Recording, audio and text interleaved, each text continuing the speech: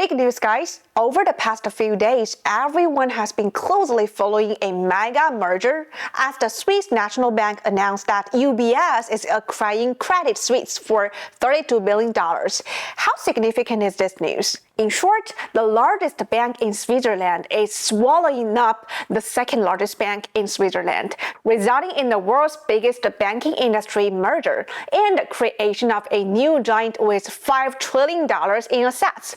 However, while this arranged union may appear to be a happy occasion, there are underlying tensions brewing. Just 1 week ago, Swiss Credit Suisse self-destruction brought it to the brink of bankruptcy. This not only caused its own stock price to plummet, but also led to a collective drop in the stock price of major European banks.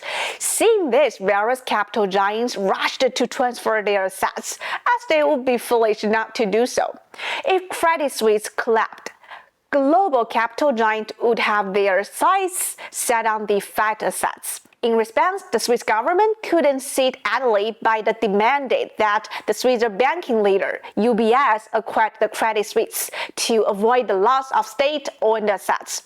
UBS, however, was hesitant to take over, as it feared that it would suffer major losses if it were to be dragged into a pit. Despite of this, the Swiss government was unconcerned and prioritized Switzerland's national credibility, insisting that UBS take over the Credit Suisse. Although UBS believed that Credit Suisse was a definite negative asset, it offered $1 billion for the acquisition due to the government orders.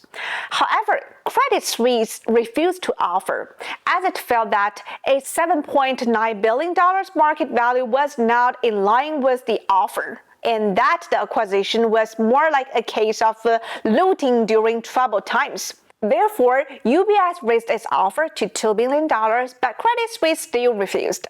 In the end, the Swiss government personally stepped in and promised to cover future losses of $9.7 billion, closing the deal for $3.2 billion without requiring shareholder approval.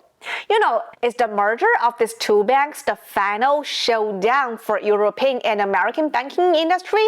No. Not even close. When the tide rises, the naked swimmers are left awkwardly exposed on the beach. And the swimmers fell into two categories. The first, such as Silicon Valley Bank, with customers who are mostly innovative and entrepreneurial, whose business are risky. The second, like Credit Suisse, is a bank with internal issues, weak and sickly for a long time. Who will be the next to go boost? Let's wait and see. This is Rebecca, the founder of Chinese Business Community, and my goal in 2023 is to help 1,000 entrepreneurs to make big money in this era of new media business.